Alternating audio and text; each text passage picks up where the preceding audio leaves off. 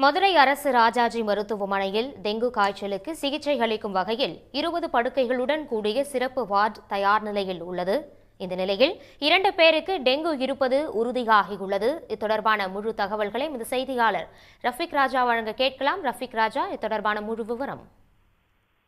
நிச்சயமாக தமிழகத்தில் கடந்த மாதம் பெய்த பருவமழையின் காரணமாக காய்ச்சலால் பாதிக்கப்படுபவர்களுடைய எண்ணிக்கை அதிகரிக்கப்பட்டது. இந்நிலையில் டெங்கு காய்ச்சலால் பாதிக்கப்படுவர்களுடைய அச்சம் ஏற்பட்டதால் தமிழ்நாடு அரசு உடனடியாக அனைத்து மாவட்டங்களிலும் உள்ள தலைமை அரசு மருத்துவமனைகளில் டெங்கு காய்ச்சலுக்கென தனி சிறப்பு வார்டுகள் உடனடியாக அமைக்க வேண்டும், அதனை முழுமையாக கண்காணிக்க வேண்டும் என்று தமிழக முதல்வர் உத்தரவிட்டிருந்தார். அதனைத் தொடர்ந்து மதுரை அரசு ராஜாஜி மருத்துவமனையில் சிறப்பு சிகிச்சை அளிக்கக்கூடிய வகையில் டெங்கு 20 படுக்கை வசதிகளுடன் கூடிய டெங்கு தனி வார்டுகள் அமைக்கப்பட்டன.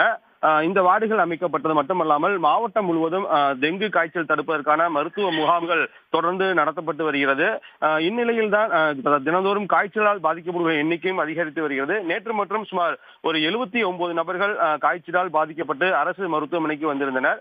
இவர்களுடைய இரத்த பரிசோதனை செய்து இரத்த மாதிரிகள் சோதனை செய்த போது இவர்களுக்கு 2 நபர்களுக்கு டெங்கு காய்ச்சலுடைய அறிகுறிகள் இருக்க திறந்தவுடன் கல்லூரி முதல்வர் செல்வராணி உத்தரவின் அடிப்படையில் உடனடியாக அவர்கள் டெங்கு சிகிச்சை வார்டு பிரிவில் அனுமதிக்கப்பட்டு முழுமையாக கண்காணிப்பில் இருக்கப்பட்டுள்ளனர்.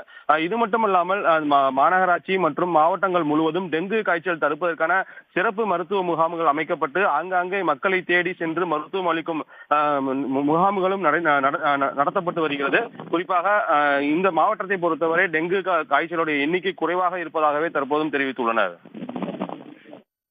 விரிவான தகவல்களுக்கு நன்றி ரஃபீக் ராஜா. உடனுக்குடன் செய்திகளை தெரிந்து கொள்ள சன் நியூஸ் பெல் ஐகானை கிளிக் பண்ணுங்க.